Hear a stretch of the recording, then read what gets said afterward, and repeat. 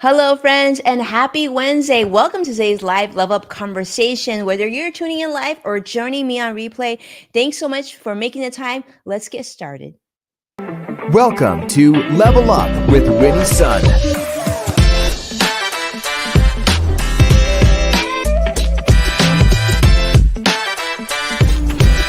Award-winning financial pro.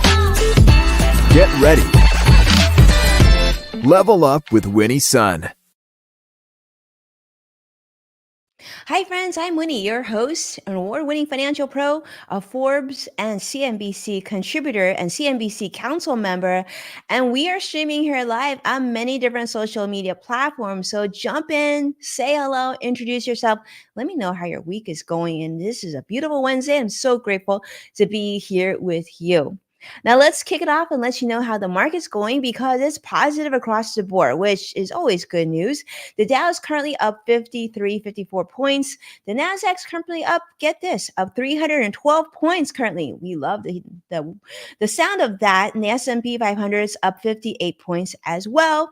There's been a lot of information coming out, and part of the reason why we're seeing positivity today is because the 2024 May inflation report came out, and guess what? It was good news. This is reported from CNBC, my friend Greg there, talking about the inflation rate decline. Now, in May of 2024, the Consumer Price Index, or the CPI, fell to an annual rate of 3.3%, which is, well, they're saying slightly down, of course, from the 3.4%, but significant enough to show progress, which is what we need to see. Now, some of the areas of that, we really like to pay attention to are, of course, with grocery prices. And for those of you who drive gas vehicles, this is important to you too. So gas and groceries definitely ease, which contributed to the overall decline in inflation prices. Now, gasoline prices dropped over 3.6% from April to May, which averaged $3.58 per gallon by the end of last month.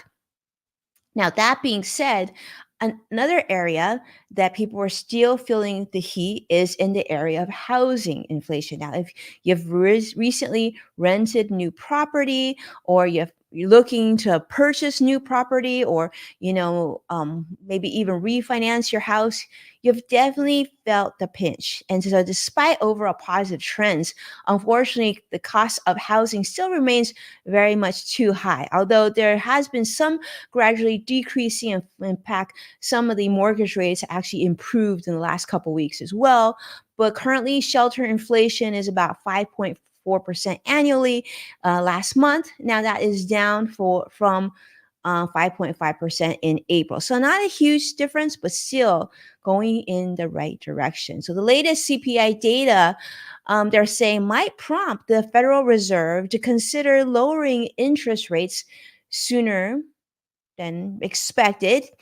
That depends on who you ask, right? Because, of course, we were thinking it would be sooner, and then they got pushed back. Expectations were much later this year and possibly going into next year. And they're saying this could improve things. It's like there's no clarity. We don't have a crystal ball. Only the Federal Reserve can really make that decision. But nonetheless, economists see this as evidence of some potential disinflation, which is heading in the right direction. Now, that being said, for those of you who have travel on your mind or thinking about some international travel, do know, given how strong the US dollar is, you're still going to get some good value if you are traveling to different borders here. But that being said, nonetheless, this is some good news and certainly something that we want to see. Now, physical goods, of course, prices have stabilized a bit. And we do know that a lot of grocery chains and stores are trying their best to decrease prices on a lot of things that you and I spend on a day-to-day basis on our sort of our monthly household, right? We know a lot of grocery stores have reduced prices. We've seen that Walmart, Target, even Amazon have reported that in the last few weeks. So hopefully that continues to go in that sort of direction. Speaking of things that are going lower, this is another big one in the realm of $613 million in student debt. as the Biden administration, President Biden has approved this major student loan forgiveness amid, even though there are currently several big legal developments in place as it challenges whether or not the government has the right to forgive so much in student loans. This was an article shared in Forbes, of course, and this is a story not just in Forbes, but CNBC is covering it as well, talking about this new student loan forgiveness and the Biden administration's approval of this whopping student loan forgiveness for borrowers under their new SAVE plan. Now, this new SAVE plan helps to lower monthly payments and, of course, leads to eventual complete forgiveness on student loans. Now, the SAVE plan is facing two major legal challenges. In fact, a federal judge recently ruled partially in favor of the Biden administration, dismissing 8 of 11 states' claims, allowing the lawsuit now to proceed only in the states of Texas, South Carolina, and Alaska. But another ruling is also expected soon from the federal court in the state of Missouri, which really considered a preliminary injunction to block the SAVE program. Now, this could temporarily halt the program during litigation there, but the Biden administration did win a separate legal victory when a federal appeals court upheld the dismissal of a challenge to this IDR account adjustment program, which already has helped millions of borrowers across the United States with their student loans. So the SAVE program does offer a lot of benefits. If you want to learn more, definitely jump online, Google the SAVE plan, student loans. But for those of you who have student loans out there, there's probably some good news out there for you, maybe now or in the future. We do know many Americans have benefited from these pretty dramatic student loan um, programs that the Biden administration has shared. So under SAVE, borrowers with $12,000 or less in federal loans can achieve forgiveness in just 10 years. So, there's definitely some hope for those of you out there who still have student loans. I know a lot of you do. We've gotten a lot of feedback from you. So thanks so much for sharing that information. Of course, sharing comments. And if you still have student loans, let me know what your thoughts on this. And for those of you who maybe just graduated in 2024, congratulations on your graduation. If you're going to college, how much is this factoring into your equation on which colleges that you considered or apply for or have decided ultimately to attend? And what do you hope to see with student loans? Obviously, I know many young people are hoping, of course, for a free college ride, perhaps available in some community colleges here in California. That's the case, but there's still many colleges, private and public, that are still going to have to pay a pretty penny to attend. So let me know your thoughts on that, and where your mind is if you're going in that direction. Now, speaking of the Biden administration, they've also made a pretty dramatic move on medical debt. Now, I want to share with you why this is important. Now, this was shared by NBC News and talking about medical debt. And in fact, I learned that 1 in 5 American households struggles with medical debt. As you can imagine, this can really make a difference in limiting on their financial options, right? Affecting where they live, what they're able to spend on a weekly basis on their household budget and loans, and of course, credit card access, not to mention credit card debt, which can be really traumatic.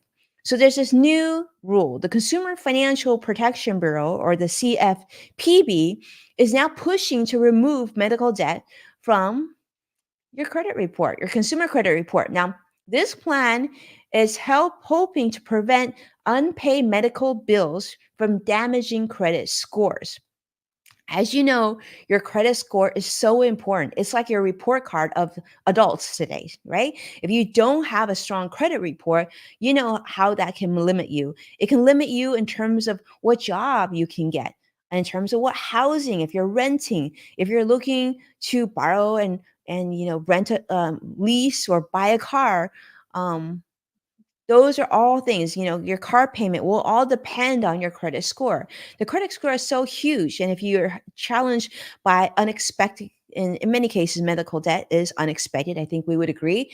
This can really put havoc on your financial life and your living standard of living. This could be big. So the new proposed rule by the Biden administration could increase affected individuals' credit scores by an average of 20 points and potentially lead to the approval of around 22,000 additional mortgages annually for those then that don't have to have that medical debt show up on their credit score.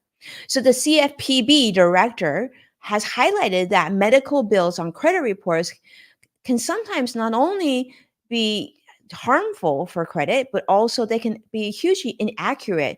And they do not actually predict repayment behavior for other loans. So they're calling for an end to this practice of reporting on credit scores. Now, although this change probably wouldn't take place until maybe next year, because obviously these things take time and federal rulemaking processes aren't exactly warp speed, it does represent a significant step towards the right direction for many millions of US households that are currently impacted by the current way that these things are done. Now, the Biden administration has this year and last year, of course, consistently focused on helping consumers like you and I with policies that'll hopefully benefit. Now, one area that I've really seen the benefit and I really appreciate is some of the policies they've changed in terms of air travelers. That's been great. You've probably seen that they've helped to simplify tax filings, and they're really putting a cap on credit card late fees, and as well as other junk fees and banking fees and things like that. Of course, canceling significant student debt, and I guess they're trying to. I don't know. You'll have to tell me whether or not you think there's been successful in doing this, but they're also trying to keep gas prices low as well. Now, I did read that for those of you who are looking to do a road trip this summer, that gas prices are lower, and hopefully you find that to be the case. Let me know. I actually haven't been paying attention to local gas prices. I'm curious to see if you've seen that in your neighborhood, right? So these measures, including the removal of medical debt from credit reports, is just sort of part of this broader strategy to help address these issues that impact our household budgets, like the average American household budget, and to provide some sort of financial relief to more and more Americans, trying to make it more inclusive, right? These financial benefits. But nonetheless, let's continue on because there's even more that I want to talk to you. And I just want to segue a little bit over to two major companies that are definitely not shy on this show that we've actually talked about quite a bit. And that is let's talk about Apple and talking about OpenAI, because OpenAI has hired a brand new CFO and product chief, and they're also announcing a brand new deal with Apple. Apple's deal to integrate ChatGPT across many of their platforms.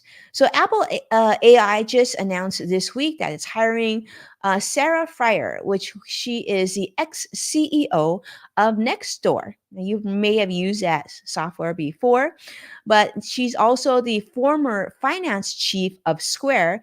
Now she'll be the new CFO of OpenAI. And of course, ex-president of Planet Labs, Kevin Weil, is also joining as chief product officer at OpenAI.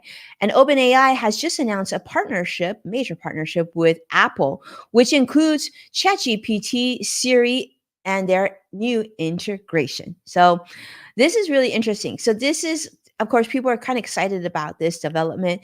This has helped Apple quite a bit. We'll talk about that in a moment. But I want to talk about this with you with just a moment. This was shared on CNET, and talking about how Elon Musk has criticized Apple AI's deal and really citing security concerns. I want to hear what you think about this. Elon, CEO of multiple companies, including Tesla, SpaceX, and of course, I think XAI as well. They're threatening to ban Apple devices at his companies following this new deal integration of OpenAI's ChatGPT with their operating system. Elon is expressing concerns about potential security risks and data privacy. What do you think about that? Do you think he's really concerned about security risks and data privacy? Or could it be something else? Let me know. I'm curious to see your thoughts on that. So, Elon is claiming that this new partnership could pose unacceptable security risk, suggesting that Apple using OpenAI could actually compromise user data. However, he hasn't shown or released any new evidence to support these claims. And security experts have also disputed the validity of these claims currently. This is shared in the article. Um, but yes, Apple's partnership with OpenAI will allow users to access ChatGPT through Siri and other new AI features on their devices, such as, your MacBook Pro, your iPad, your iPhone, emphasizing that they're saying that this integration, of course, is going to be optional. If you have an iPhone, obviously you don't have to use this technology, but users will obviously need to opt in to use these new features. But if you do opt in, they're saying, Apple side is saying, we are sure that privacy protection is going to be robust. Now, I'm going to say this as an Apple user and as a MacBook Pro user. I feel like Apple has done a pretty good job in terms of securing my data versus, when I previously was still using a PC. So I'm not sure if that's still the case, but so far I feel pretty confident using Apple, and I feel like they're pretty good about protecting. Of course, nothing's perfect. We know that this is technology after all. And there's a lot of unscrupulous individuals out there trying to hack and scam their way to all types of technology, all levels of technology. But nonetheless, Elon is saying, this is something to be very, very concerned about, saying that he might not even let his employees be using Apple devices if you're working at his companies. But OpenAI did not comment. So we'll see where that continues to be. And of course, we will talk more about that as we learn more. And don't forget, Elon's lawsuit against OpenAI, accusing the company of abandoning its nonprofit mission for profit motives. That lawsuit has also been dropped just before a judge was set to consider its dismissal. And of course, OpenAI has countered that, well, Elon's departure was due to a rejected a bid to take over control of the company. And they also shared some of Elon's original emails. I got emails or texts. I don't know, some information that came out, and that was part of this. And so the case has gone down. But nonetheless, yes, so that looks like that chapter might have skipped a court case and some legal fees there. But nonetheless, fact checkers and security researchers on social media have so far refuted Elon's claims about the OpenAI partnership concerns, noting that Apple's AI features involve local processing and private cloud computing, which they say ensures user data is not being stored or misused. I don't know. I'm not a tech person, certainly not a cybersecurity expert. So this is just what we're reading. This is what we're learning. And we'll certainly report more as we hear more as well on that front. But to give you an idea, CNBC is also reporting what I promised you earlier to talk about is how Apple has now officially surpassed Microsoft and Nvidia as the world's most valuable company after their AI announcement, which just goes to show you, like, this changes by the day, changes so very quickly. You just don't know. So when you hear that kind of stuff, take it with a grain of salt. Nonetheless, CEO Tim Cook now has, of course, mentioned and really emphasized Apple's strategic focus on artificial intelligence integration, demonstrating that Apple, in fact, has a true commitment to staying at the forefront of technological advancements. And they're saying that they want to continue to solidify their current market dominance. But nonetheless, let's take a look at where the market is doing currently. Dow is currently up 48 points. Nasdaq's up 317 points still, and the S&P 500 is also up 57 points.